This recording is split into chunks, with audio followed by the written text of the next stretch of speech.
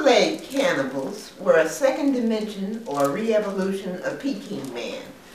An updated version with more human-like bodies because of the Cro-Magnon H. sapiens heritage that was gained in the multi-temple breeding program. But they had the same predatory mindset or spirit. Now, between 14,000 and 13,000 years ago, Chancelet cannibals herded Magdalenian females into the outer darkness of the northern polar regions, Greenland, Siberia, Alaska, and the North Polar region, which at that time were one solid mass of ice. Now, all this region around in here was a solid mass of ice. So you see, it's colored blue. That's the ocean. But the rest of this is the land. All of this was where the cannibals were. Now, the poles of the earth were shifting at that time, and the earth was plummeting and spinning wildly outward into the outer darkness of the cosmos, where the only star was the circumpolar North Star. Now, legends from the Incas and the Mayas state that the earth was dark for weeks. Floods and catastrophes raged. Egyptians added 5 days to the calendar because the Earth's orbit enlarged, as did the whole size of the sphere. The whole Earth got bigger.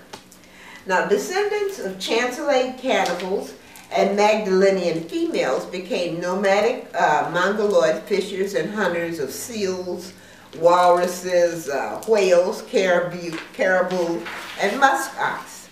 Now, descendants of Cro-Magnon Neanderthal males from Aryan, we call them Aryans, it's the same thing, and Magdalenian female slaves lived south of the Mongoloid tribes in the area between the eastern Baltic lands and England.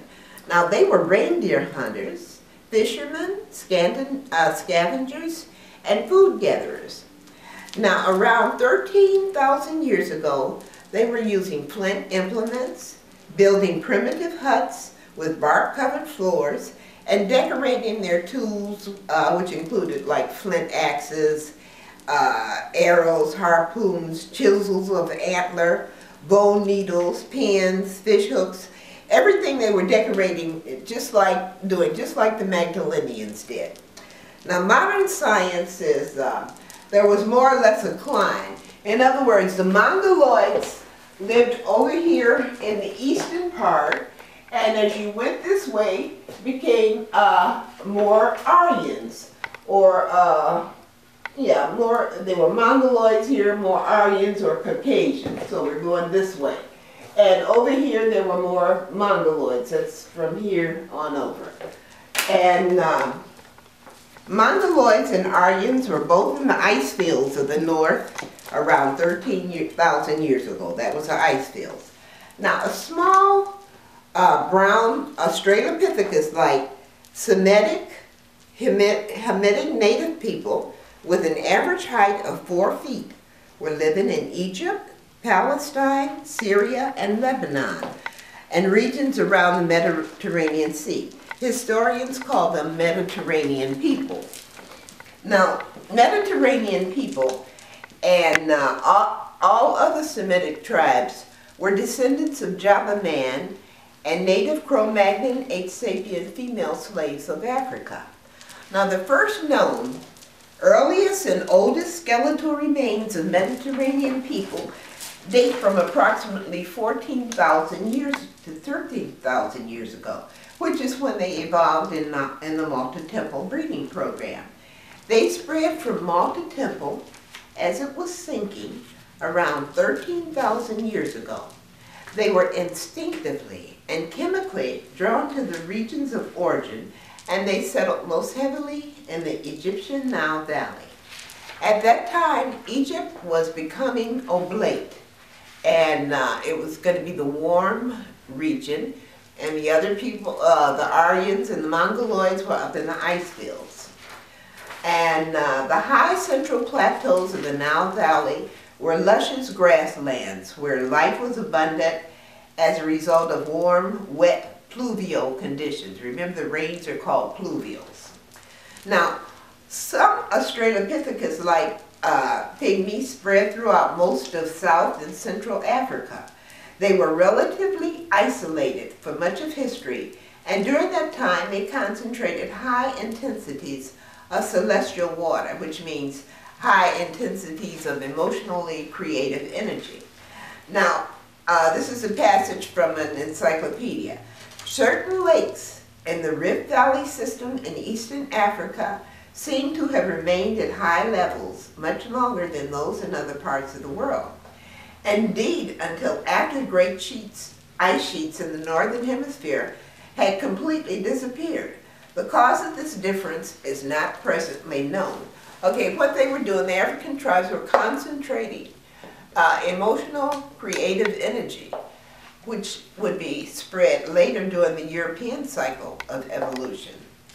Okay, now the first skeletal remains of Mediterranean people in the Nile Valley are those of people under 16 years of age. What happened to the rest of them? They have been carried off into the ice fields. Now, few of those the skeletal remains found in the Nile Valley were in the 20 to 30 year range, and rare fossils of 50-year-olds were found. They lived in communities of up to 150 people. Their houses were round, flimsy constructed huts. They lived by hunting, fishing, and food gathering, collecting wild barley, nuts, berries, fruits, and seeds. They used flint, stone, and bone to make digging tools, sickles, harpoons, fish hooks, spears, tanged arrowheads, gravers, scrapers, and mortars and pestles for grinding grains. Archaeologists state that their sickles bore sickle sheen from cutting vegetation, and the mortars and pestles were greatly deepened by wear. Now, they were fond of jewelry and personal ornamentation, and mother goddess figures were prominent among their artifacts. Now, Casey stated that Aryan Atlantis was shaken by violent volcanic eruptions and earthquakes around 12,700 years ago, and Atlantis again began sinking. Now, refugees fled the sinking island and invaded Egypt. Now, Casey stated that a king from the southeastern Carpathian Mountains invaded and captured Egypt and drove Aryans back to Atlantis. So now, the southeastern Carpathian Mountains would be like Greece and Bulgaria. Now, Plato said that people from Athens, Greece, invaded Egypt and drove the Aryans back. Now, modern science says that people with Semitic, Berber, and Bantu heritage invaded and settled the Nile Valley. Now, Bantu tribes are people from South Africa. Berbers are Cro-Magnon Neanderthals from Aryan, and Semites are descendants of Java Australoid, well, they would have been Neanderthal, Java Australoid slave breeders. So all three of them, Casey, Plato, and modern science, essentially state the same thing. The people from the Carpathian Mountains invaded and drove the Aryans back to Atlantis. Now, modern archaeological findings show that around 13,000 years ago, a much smaller number of heavily built Cro-Magnon types lived in northern Egypt, Nubia, and the Sudanese Nile Valley. Now, a passage from Mysteries of Atlantis Revisited. This is by Edgar Casey Jr. And he states that the spirit of Edgar Casey was incarnated as a priest of the conquering Carpathian tribe. Now, here's what they write. One of the leaders of the tribe was a priest named Rata. Rata was Edgar Casey. In Egypt, Rata's religious teachings attracted a large following. However, there was already political friction in Egypt between the conquering rulers from the Carpathian region and the native people. Rata was caught up in this political intrigue, and after a native rebellion, he was banished for 9 years in Ethiopia. Now, Casey stated that people of Atlantis knew far in advance that the poles would shift, lands would sink, and the universe would expand. He said they made multiple trips back and forth to other lands to prepare for migrations. Now, at the height of the confusion in Egypt, right after the Carpathian tribe invaded and drove the Aryans out, in comes some Atlanteans from South America. They began arriving. And Casey stated that Atlanteans from Pisidia, from South America, had an average height of about 5 feet 10, an average weight of about 160 pounds, gray eyes, with hair and complexion the color of burnished gold. Now, writings from Edfu, a province of ancient Egypt, state that 7 sages, a sage is a wise man or a scientist, and the other gods originally came from an island, the homeland of the primeval ones.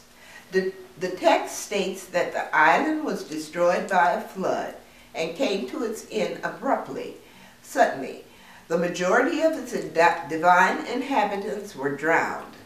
Some survivors traveled to Egypt and became the lords of light, the ghosts, the ancestors, the builder gods, who fashioned in the primeval time.